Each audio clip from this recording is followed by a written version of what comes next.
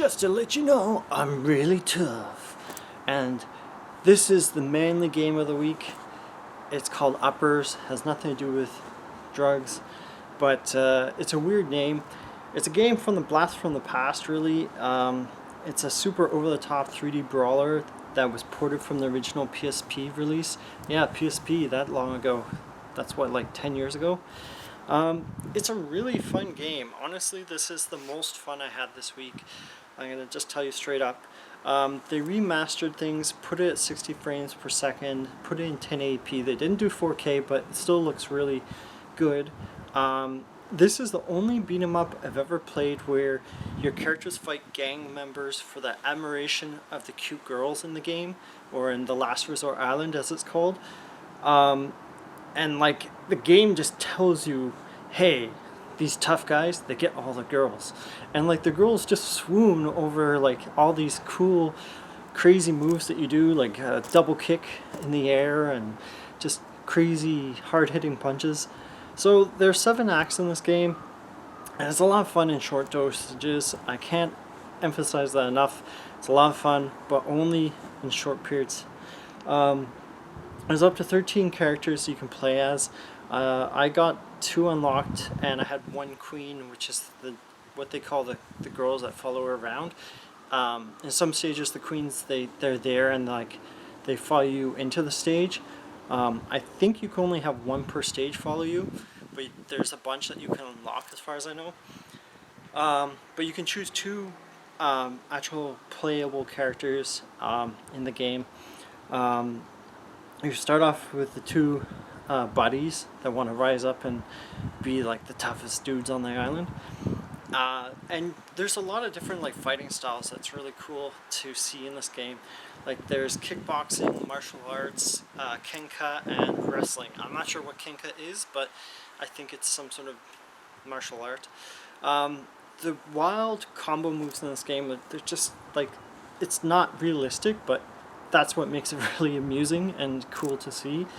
You can do like 30 or 60 hits on an enemy, and like there'll be like 5 hits come on this side of your character, and then it will say like all these extra hits around you, so it'll be looking like you're doing 200 hits on a bad guy. It's pretty wild to see. And also, like, the neat thing is there's a lot of environmental damage and a lot of environmental items. You can break walls, you can throw bicycles at these enemies, the guys from other gangs, I assume. You can throw desks. I didn't see cars, but apparently you can throw cars later at enemies. Like, that's how tough your guys are. They can lift up whole cars, apparently. Motorbikes, you can slam them apparently into manholes. You can break walls in the stage that are breakable. And apparently there's other objects too. I mean, this is just, it's so over the top. This is one of those cultural, like, totally Japanese games that, like, would never get made here. Just due to, you know, different values of acceptability, I guess. The girls also have a tendency to wear like really short shorts, again, cultural thing, and like you can actually see their underwear, and like apparently there's an option in the menu which is really weird to turn that on and off. But like it's apparently like one of the, I guess, gimmicks of this game. It's again, this would not be made in North America. This is clearly a result of like the Japanese culture, where it came from. There's even like a penny slot machine, which is weird, that pops up. I think it was only in battles where I was playing really well and like the girls were like, ooh, he's so strong. And it would just roll, and like you get bonuses if you get 3 of certain pennies. It's really out there and really not North American like. But yeah, you can get extra defense, extra offense. $40 regular price for this game. I feel like, yeah, it's an older game, but it's a really fun game, and like apparently it was a 4-year wait to see this game get re-released. I think I bit the bullet and paid $30 for it. It's a lot of fun. This is the most fun I had this week playing a game. Most fun in a long time. To give you an idea of how much fun this game is if you missed it on the PSP.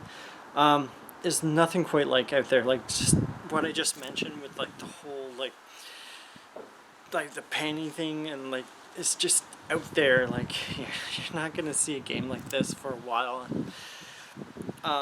The music itself, the impact sounds are really solid, feel really good when you hear them, and yeah, it feels like you are like in a street brawl. The music's really intense and rocking and awesome to hear. They put a lot of effort into that. The biggest negative is this game doesn't really have a lot of depth. Like, it's a brawler, and that's what it does best, and it does a really good job, but like, it's a bit repetitive. So again, short bursts gaming.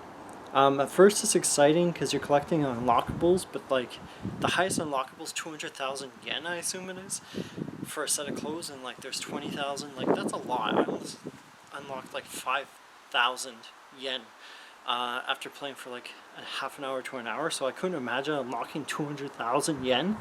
Like, you must have to play it for like 20 or 30 hours or more.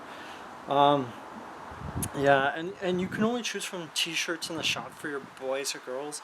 Apparently the queens, so the female characters that join you on these like brawl fests, you can unlock like panties and other outfits but like, apparently they're barely in the game at all.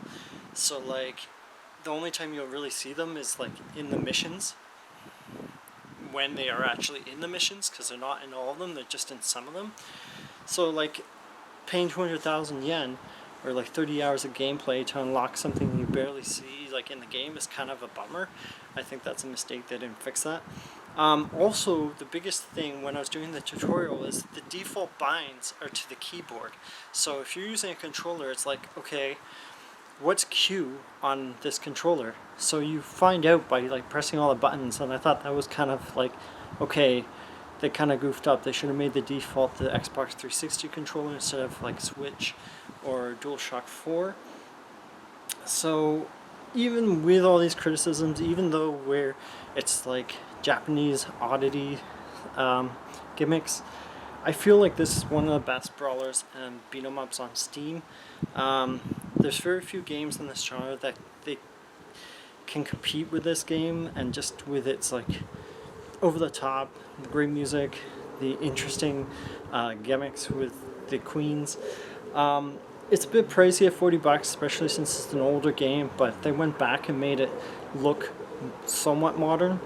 But you get a solid brawler, and like, the only game I would say that would come close to this game's quality and fun would be Streets of Rage 4. And like, if Streets of Rage 4 never happened, I would give this game the title of like King of the Brawlers on Steam.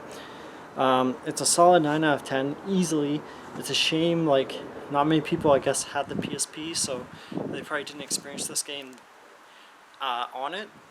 And now you can play on Steam, now that you probably know that it's out. And yeah, it's a little bit rough, it's not perfect, but it screams fun and excitement, and really, especially heading towards Christmas, this would be a great gift for someone who loves brawlers and has Streets of Rage 4 and wants something different.